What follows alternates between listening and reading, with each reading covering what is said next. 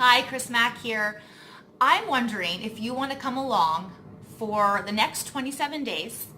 Come along and experience what happens when a shop owner who's been in business for 7 years or so changes location, goes back to the original business plan, reviews what they liked, what they want to develop more, what they might want to just take away, moving to a new location, a smaller location, in a different town, in a different community.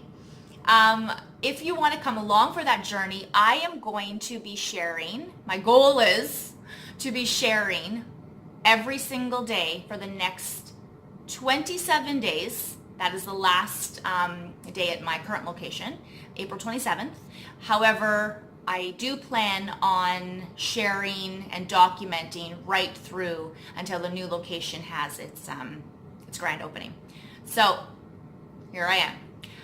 I'm Cris Mac. I am the founder and owner of the Capelli Club, of Coco Armadio Boutique, a Go Gal group, a hub for small business where I mentor as a small business mentor, and also Confessions of a Shop Owner, the new podcast, where we've created a tribe and where we talk as ladies in business, sharing experiences, sharing tips, just spilling all the details of what it truly takes to be a shop owner, the ins and outs of being a shop owner. So here I am. What I wanted to get to right away, so you know what to expect today, I'm going to talk a little bit about what brought me to the change. And then I'm also going to review with you 10 things over coffee this morning that I wish I documented way back in 2011. I can feel Ginger right here.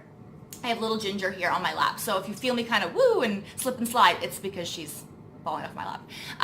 Back in 2011, 2012, when I was going through my business planning and creating the location, all of those things, I wish I had documented. I don't believe the culture was much like it is right now. We didn't have Instagram. Instagram was just new. I still had a BlackBerry. I had a BlackBerry Pearl, and then I think that year that I finally opened, I'd switched to a BlackBerry Bold, and as many of you will know, those apps weren't available on a BlackBerry, so it was all these cool apps were coming out, and you were like, oh, maybe I need to get an iPhone, or what's the Android? What's that? So I'm dating myself, but that's what I was going through as a new small business owner. I was going through all of these exciting experiences, and I wasn't in the habit of documenting. My phone, I have some pictures I took with my BlackBerry when I first went into the location, and they are so pixelated, they're awful. So kind of laugh. It's so easy now, right? I have a beautiful Samsung. Right now I'm filming on my Note 8. I love it. I didn't ever go through, I skipped I think it was the Note 7, the one that was exploding. So I skipped that. I had the 3, the 5, and now I'm on the 8, and I adore my phone. So I want to go over those 10 things that I wish I had documented. If only I had access to a Note 8 back in 2011. So first of all, what's bringing this change? I'm in a very kind of funky community. It was a community that I wanted to be a part of. I am an artist designer, but I went to school for very different things. So I spent quite a bit of time in Ottawa U, some in Carleton University, and I studied health sciences, and I studied arts and psychology and Italian literature and culture. I loved school. I was on scholarship, so I didn't really appreciate the true costs of going to school my first couple years. But I would just kind of hang out, I'm still the same person as I was because I did the same thing in high school. But I would hang out in student services at the info center where new kids go to read and look up all the different courses. Okay, so I would sit there and be like circling constantly every class I want to take. Greek and Roman literature. Yes, I need to take that. So I have so many electives, hence why I was in school for so long. I have so many electives. But then school starts to cost money and you realize like, okay, I've got to make a decision here. I have to finish with something. Meanwhile, this whole time, since I'm a young girl, my mom probably would date it back to about 9 years of age, I wanted to have a boutique. I was going to have a boutique one day. A store, I went from bridal boutique to just like a design handmade boutique. So this is something that I've been dreaming of since I was about 9. So that would be 2000. That would be 1994. Since 1994, that's something that I had been dreaming about. So when I, finished school, I had traveled a bit, I had some life experience, I decided I'm going to go for it. I've been working for the bank, I've been working in salons, I wanted, cheap highlights, so I, got a job as a makeup artist manager in a salon location. I'm, working in the restaurants at night, making a little bit of cash there, some tips there. And I, somehow in all of this, would take on prom clients, wedding clients, bridesmaids dress contracts. I would just take these projects on and design and figure out how to make them. For about, I would say since I was about 16, that's when I really started to design and make my own clothing. I should mention right now, I'm talking about being an artist and being a designer, and here I am in a gray hoodie. I'm in the midst of construction right now, renovations right now, which is also part of my 27 days. Not only am I trying to get projects done in my house, because it's the season to do so. Spring is, you get the itch, you want to spring clean. I have to get projects done in the house, and I also simultaneously have to finish up what's going on in the shop and get to my new location. So yes, I'm going to be in sweats. You're going to see me, I guess you would call this vlogging. I'm going to be sharing, documenting what I'm doing, but I'm going to most times be in like reno clothes. So excuse the apparel and the lack of makeup or hairstyling, but hey, I'm just trying to get this done. So yeah, I was designing since I was about 16 years of age for myself. I shouldn't say designing, actually constructing. I had constructed decent pieces by the time I was 16 years of age that I could wear proudly in public and get feedback and then contracts from the quality and the look of what I had been wearing. So very unique pieces. I always wanted to wear pieces that like one of a kind, right? When I was in high school, for example, there were socks and kind of interesting things that I would want to wear with an outfit, and I'd have to go to specialty stores. And as a daughter of a single mother in moving to the big city, that wasn't in the budget. So I would figure out how to make things. I would figure out how to get the look of something. I grew up idolizing Clueless and Cher's like closet, where she just kind of, watches it on the computer and it picks her out an outfit. So, the over the knee socks and the plaid skirts and the little jackets. I was, oh, this is something I had been admiring since like grade 5. So where do you get that? There was no AliExpress. There was no eBay. I think eBay was, kind of old used things, but I shouldn't say there was no eBay, but it was a newer thing to actually, I remember the whole fear of ordering online and putting your credit card online, and that was like, are you sure you want to do that? That's a bit scary. So by the time I hit, I guess it would be 16, 17 to get these pieces for my outfit, I had to make them. I'm trying to give a bit of a background information because people, I don't think today will appreciate it. Even people who are within my generation or older, sometimes we get so accustomed to what we have today that we forget, People have made comments even in the shop, clients, like talking about family situations. They say, well, why didn't you just record it? Or why didn't you document it? Why didn't you take a picture to show the contractor? It's like, I'm telling you a story from 15 years ago. We didn't have, an iPhone at that time. There were no smartphones at that time. They're like, oh, that's so true, ha, ha, ha. So I tried to give a background to remind you of where we were at, what I was doing, and why I had to do these things, why I had to just figure it out. There was no Pinterest.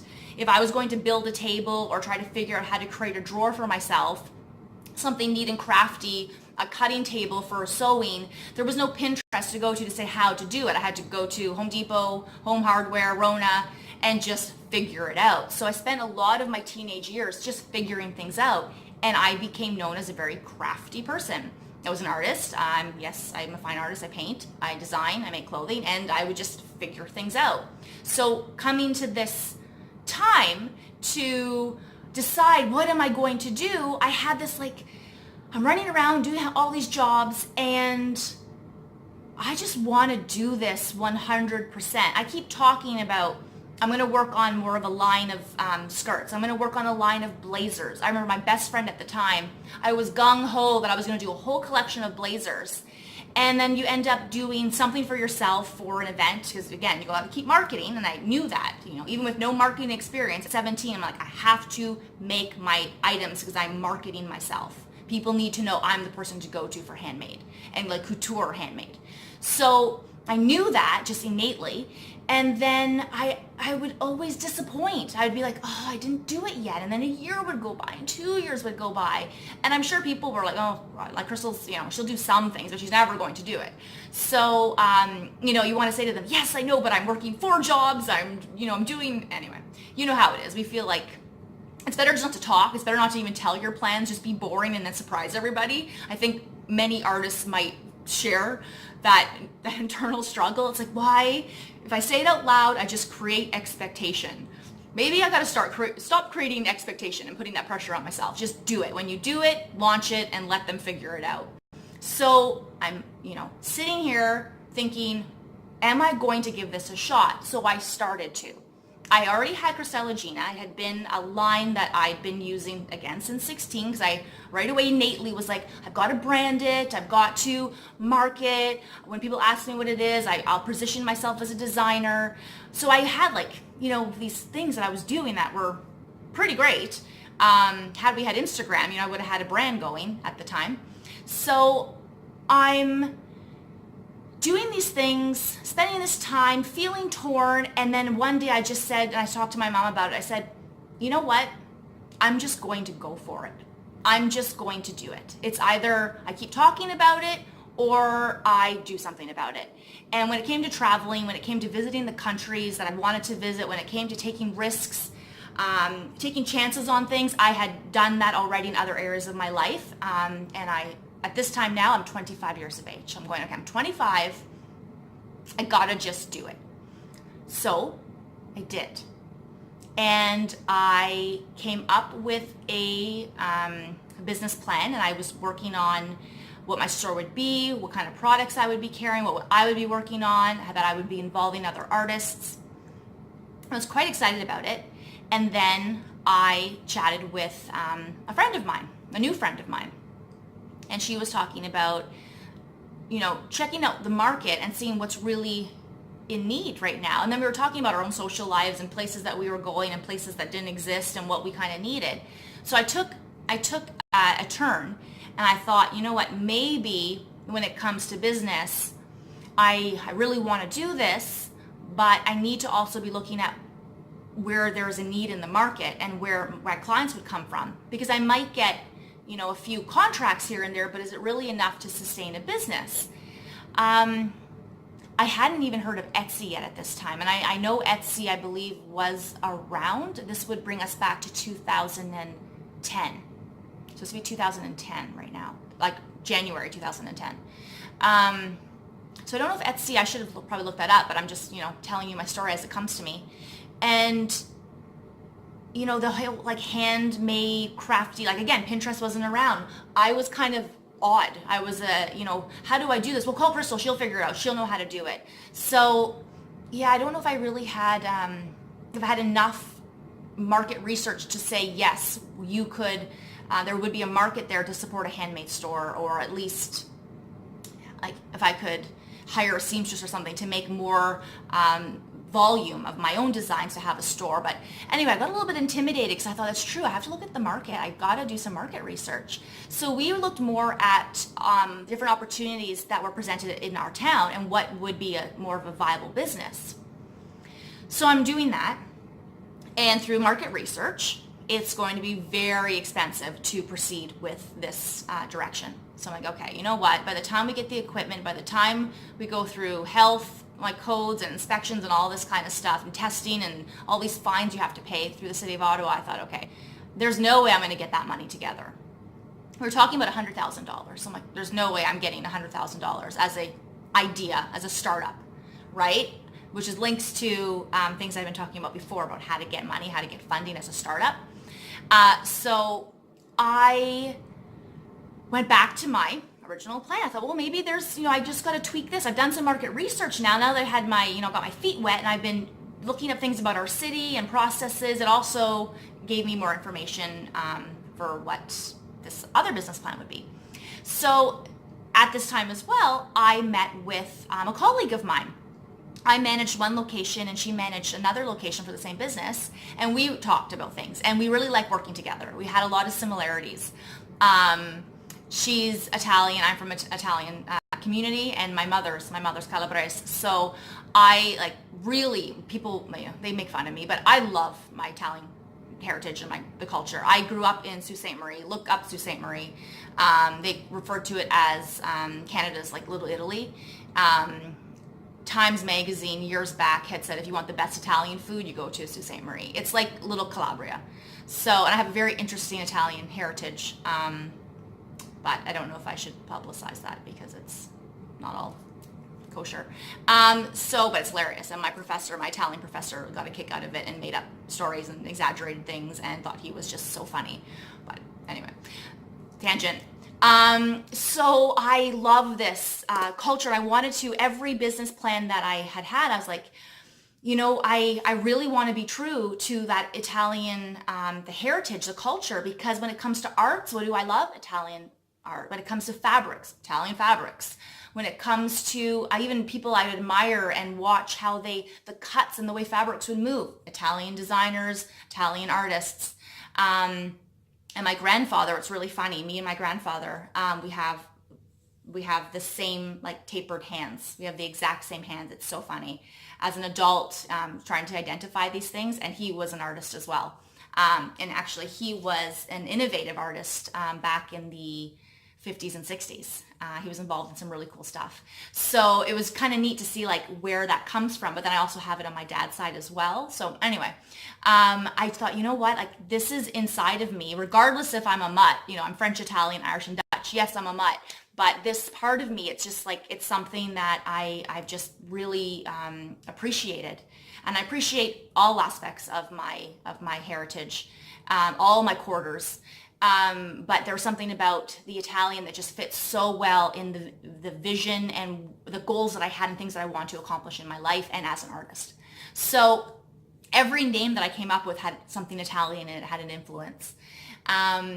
So I meet this colleague and she's Italian and comes from like very similar background, families in the restaurant industry.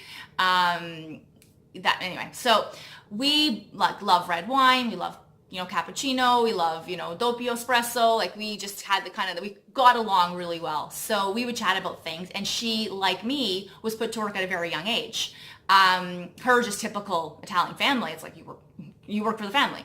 And me, it was more, I had a single mother and hey, we got to do this. So we were both working, very young ages. And I say young, I mean like typical stuff, 10 and 11, but then by the time you're 13, like you're working in a legitimate business.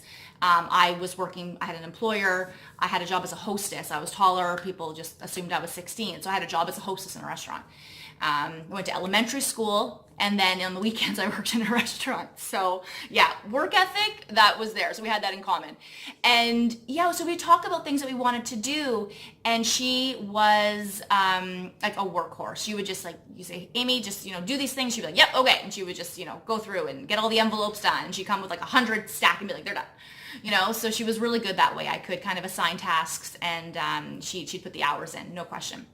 So we went over some plans together, and this idea of ours that we decided not to, was too expensive. I then approached her with my boutique plan, and she thought, okay, that's interesting. Like, yeah, like she just wanted to be involved in a business, something she could be proud of. So one day I go and I'm dropping off at her place of employment. I'm dropping off the updated plan, and I wanted her to review my marketing strategy. And we get intercepted by a former colleague of mine and a current colleague of hers. And anyway, everything turns, everything changes. And it was, it made sense that it would change because I had been in this industry for so many years. I'd been in the salon environment. I've been a makeup artist since I can remember. I think I was like 13, 14 when I started. No, 13 when I started in makeup, and I was doing an apprenticeship with a makeup artist from San Francisco. So just again, out of necessity, I said to my mom, like I had modeled too when I was a younger girl in high school. And I said to my mom, like, I actually hate it. I hate being in front of the camera. But I love like the clothing around, and I want to be behind the camera. I want to be the one, fitting, kind of updating or tweaking the hem on something or taking the photo. Like I want to be behind. I want to work with them, but I also want to do it on a smaller scale. I don't really love the entirety, the industry as a whole. It's not really like I'm quite square as well. People who know me, I'm like quite square. So being in like a party, that all that goes with that industry, it's not for me. And similar to the salon, like that industry is not really for me, but I like making people feel pretty and I like fixing things. And, I did that in high school. I had girlfriends that, I'm like, let me take you and do a makeover. Oh my God, I mentioned Clueless. Okay, remember when they made over Ty? She's like, let me take you and make you over. Okay, yes, I can be like her. I'm going to change people's lives, making them feel confident, showing them, let's just change up your hair and give you the right shade of lipstick and you're gonna feel like $1 million, $1 million bucks. So anyway, that was something that I liked doing. It was like fixing the problem, which is a theme I'm gonna like probably throughout the course of this next 27 days, you're gonna start to realize I tend to get into something to fix a problem rather than doing it because I love it. It's my passion and it's what I'm good at. I just like, I can help you, I can fix that. Doesn't mean you want to make a career out of that. So anyway, looking back at my last however many years, my experience, the interception of the colleague here, I went back and I was able to write a business plan for this kind of influenced new model, which ended up becoming the Capelli Club. And I had it done in the night. It was done in within 24 hours, I knew my vendors, I knew my costs, I knew what I could project sales, I knew how many stylists I would need to start off with, what I would try to get to by end of year 1, by year 2. And so what I did to justify it is I said, okay, well, yes, like people liked working with me. If I was doing something, they were interested in coming with me. I also had a circle of former colleagues that were talking about opening their own place together, and I was like, kind of in the process, and I'm also getting funding for a business plan, but now I'm thinking of tweaking that business plan to include this aspect of art, hair design, this aspect of art. Should I say something? So that was going on at the same time. I had, I knew that talk of opening a location was happening. So I was like, okay, you know what? Maybe I could do this. And then I would be the solution. Again, I would fix their problem. They could, work somewhere else if they wanted to. And then I'm an artist. I'm a makeup artist. I'm a designer. Every time we do a photo shoot, when I worked with the wedding shows, the fashion shows, anything that we were doing, what did you need? You needed the designer, the clothing. You needed the hair on the model. You needed the makeup on the model. You had to have a photographer. You had to have someone there to take pictures and actually get the portfolio work, in print. Again, before Instagram. This is all happening, right? So I'm like, that actually might be perfect. I can do my art, you can do your art. We love working together. I can essentially create a roof and facilitate artists. We have walls. I can paint. I'll have my paintings that I've already done. I can put them up on the walls finally, not just in my house. Okay, maybe, this is it.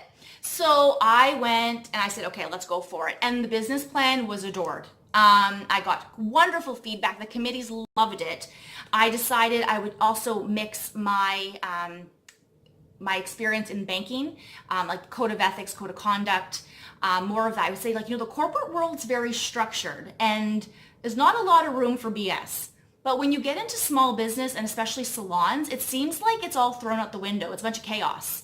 And people, get their nose out of joint, someone gets offended, someone's been, accused of something, and you're like, oh my goodness, at the bank, when I started my shift at the bank, you had to sit down and go over like a 2-day course and one of them was code of conduct. And you go through this and examples. Well, why don't we do that in this industry as well, or maybe just small businesses. So I included this in my business plan.